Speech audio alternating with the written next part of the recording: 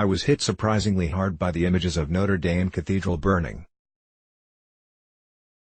I got so emotional watching the spire collapse and the red flames engulf the roof. It was as if something dear to me was being destroyed. This was odd, because I'm not one of those Francophiles who speak French or spent junior year in Paris or vacations in France every year. I've been to Paris 3 times in my whole life, for a total of maybe 15 or 16 days. I'm not even Catholic. Yet there I was, feeling heartbroken, as if my former home was aflame.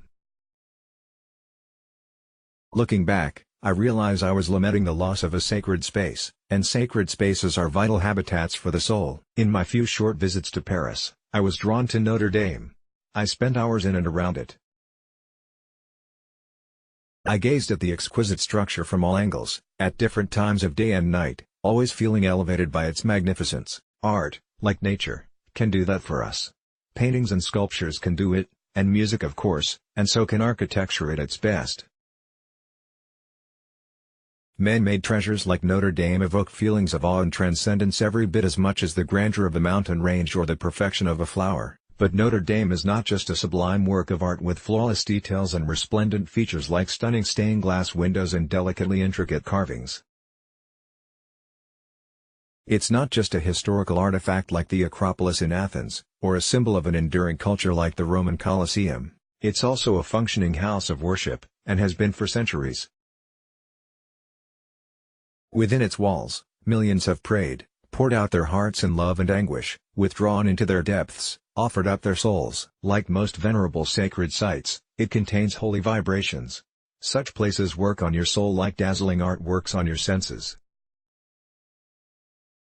If you pay attention, you can feel that energy whether you're sitting in silent meditation or having your bones rocked by the sound waves from the cathedral's organ. I've taken refuge in many places, from landmark pilgrimage sites to secreted shrines in pastoral villages and dense urban streets to commonplace chapels and temples.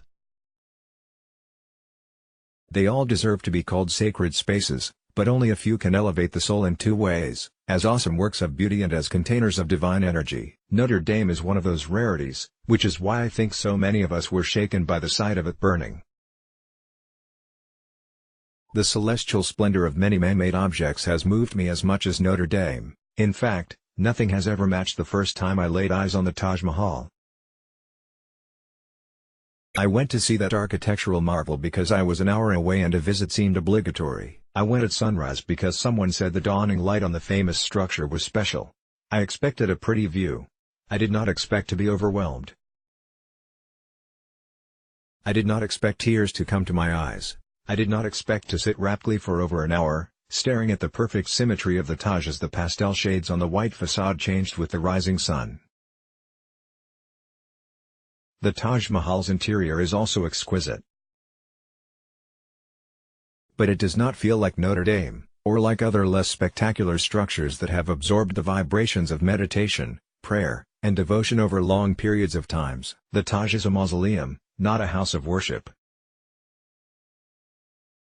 People by the thousands are herded through its inner chambers every day, with barely enough time to appreciate its aesthetic glory, let alone sit in tranquility and let it soak in. But a short distance from the Taj, on the same protected grounds, stands a functioning mosque.